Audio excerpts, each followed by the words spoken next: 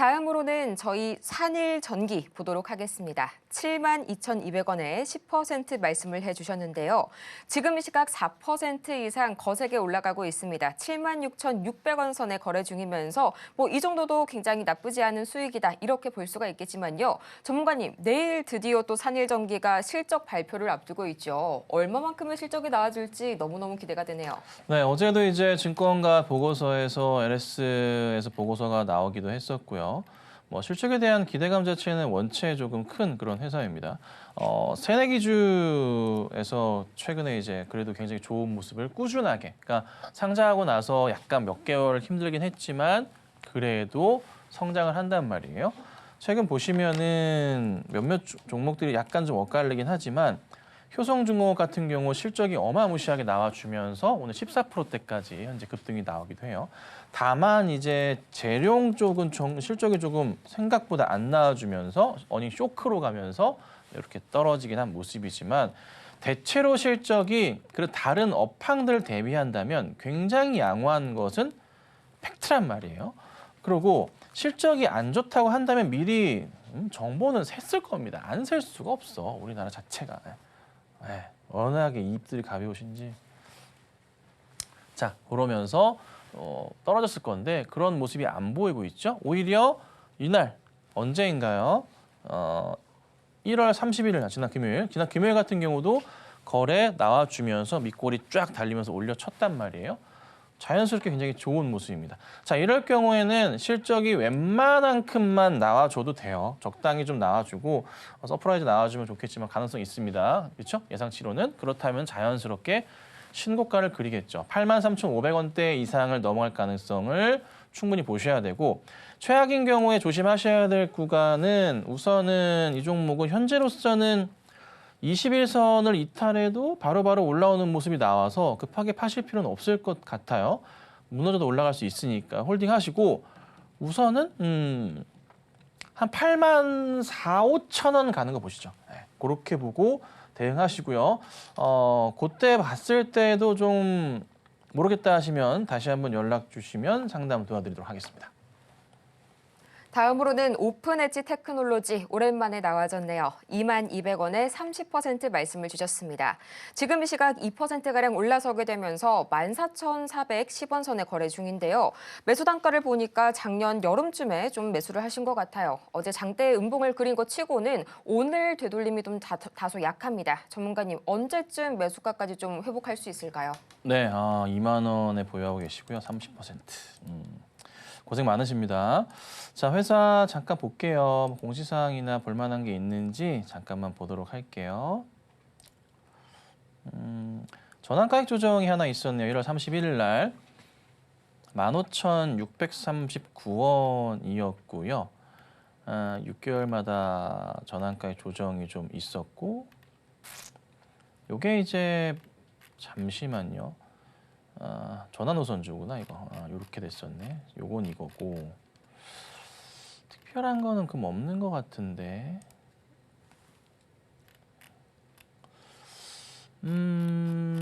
딥시크 우려가 있어서 빠진 게 있긴 하지만 다른 종목들이 좀 되돌림 반등이 좀 나오고 있는 모습이고, 현재 차트의 구조상으로도 어제의 급락은 일회성이라고 보시는 게 맞을 것 같아요.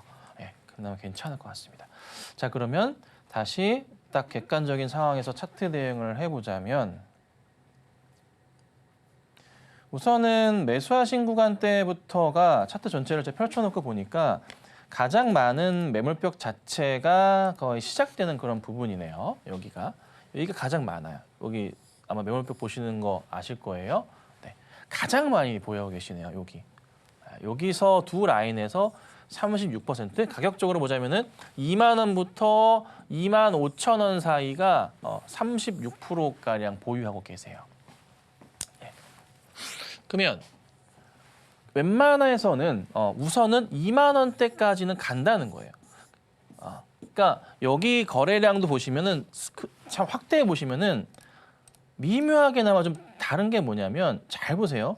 물론 이제 24년 초하고 23년 말에는 거래량이 막 터지면서 급등이 나왔어요. 근데 그거 잘라내고요. 작년 5월부터 해서 쫙 봤을 때 조금 달라지고 있는 게 보이시잖아요. 거래가 굉장히 중요한 게 뭐냐면 보시면요. 12월 초까지 쫙 8월부터 죽었어요. 시장도 안 좋아 죽어 있었다고요. 차트 어때요? 1호 가고 있잖아. 그렇죠? 근데 이때는 막 터졌어. 이때는 있었지만은 사람들이 이제 완전 버려지고 나서부터 뭐예요? 이때부터는 죽어 있다고. 딱 끝났지. 근데 요때 보시면 12월 중순부터 해서 거래량 자체가 달라요. 거래 대금 자체가 달라요. 그러면 차트 어때요? 돌리기 시작했고요. 자연스럽게 60일선, 120일선에 안착이 나왔어요. 그렇죠? 뭐 엔비디아 빠지고 하이닉스 빠지고 뭐 야 이거 난리 난 거 아니냐 했지만 일시적인 거예요. 거래. 보세요. 이거를 다시 한번 크게 보자면 아직은 뭐 저 멀리 과거 데이터까지 가기에는 멀어요. 멀긴 하지만 그래도 이 정도 기간이면 많은 분들이 손절을 치고 손바뀜이 많이 나왔다는 걸 의미해요. 그럼 자연스럽게 매수가까지는 시간이 조금 걸리더라도 더 빨리 갈 수도 있을 거고 올라간다는 소리예요. 근데 우선은 매수가까지는 가는데 그 다음부터 수익에 대한 기대를 갖고 보시면은 좀 힘들 수도 있어요. 그래서 저는 이렇게 추천을 드릴게요. 매수가에서 플러스 마이너스 10% 안쪽이나 플러스 마이너스 5% 안쪽에 그러니까 19,000원부터 해서 뭐 21,000원 정도 이 정도 구간으로 해서 밴드 안에 들어온다. 주가가. 그러면 그때는 매도에 대한 고민을 한번 하세요. 수익보다는 이 종목에 대해서는 확보에 대한 개념이 더 중요할 것 같습니다. 아시겠죠? 홀딩하겠습니다. 다음으로는 현대로템 보도록 하겠습니다. 또 오늘 방산 굉장히 좋은 흐름 보여주고 있죠. 64,180원 매수 단가는 조금 높으신 편이네요. 15%의 비중 말씀을 주셨는데요. 지금 이 시각 현대로템 5% 이상 급등하게 되면서 6만 원 선을 목전에 바로 두고 있습니다. 59,900원 선에 거래 중인 현대로템. 전문가님 또 현대로템 하면은 이 폴란드 K2 2차 계약건이 아직 남아있잖아요. 이거 한번 좀 확정이 되면 다시 한번 슈팅 좀 기대해봐도 괜찮지 않을까요? 네, 현대로템 같은 경우는 뭐 잘 아시겠지만 방산주들 전체적으로 실적이 굉장히 좋게 나왔잖아요. LIG 쪽도 그러하고 너무 잘 나오다 보니까 주가가 좀 잘 반응을 좀 하고 있어요. 기대감도 있고 그래서 많이 힘든 부분이 있었지만은 그래도 다시 한번 돌려 세우는 60일선과 120일선의 안착을 만들어냈습니다. 좀 궁금한 점은 이제 60일선이 과연 어떻게 꺾일지 위로 방향성을 잡아줄지가 참 궁금한데 자 우선 매수가는 64,000원대세요. 많이 높아요. 근데 이게 좀 많이 아쉬운 게 뭐냐면 조정 시 사셔야 됩니다. 진짜 얘기를 많이 드렸었고요. 정말 사시더라도 20일선 이탈되는 거 보시면 사시는 게 좋습니다. 현대로템. 그리고 맥스는 60일선 이탈될 때 그때 보시면은 괜찮습니다라고 제가 작년에 많이 얘기를 드렸었는데 단가가 너무 높으시네요. 하지만 괜찮습니다. 괜찮고요. 매수가는 다시 갈 겁니다. 자, 근데 이제 어떻게 갈 거냐? 어떻게 갈 거냐?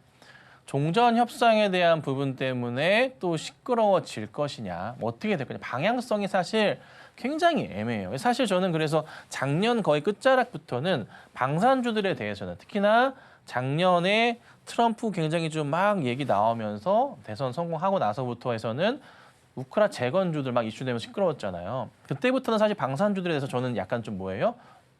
좀 조심하셔야 될 겁니다. 부정적으로 말씀드려왔잖아요. 그렇죠?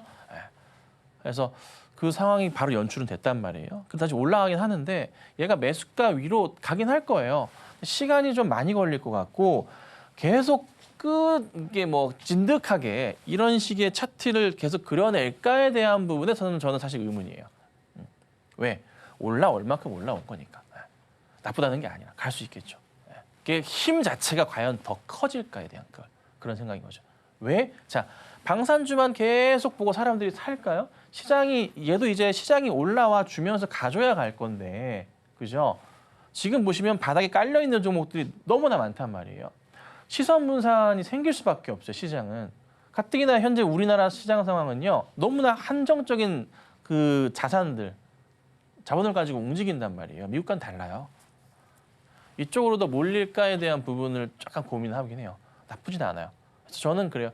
매수가까지 올라옵니다. 그때 가셔서 한번 고민을 해보자. 만약에 가져가신다면은 저는 비중 10%만 말씀드리고 5%는 정리하셔가지고 다른 종목 보시는 게 괜찮지 않을까. 근데 아니라면은 정말 긴 호흡으로 해서 최소한 내년까지 보신다면은 괜찮을 수도 있습니다. 하지만 저는 방산주 나쁘진 않지만 현재의 시대적인 흐름상으로는 조금은 상승폭 자체가 많이 나온 상황이라서 조심해야 되지 않을까 이 정도 말씀드리겠습니다.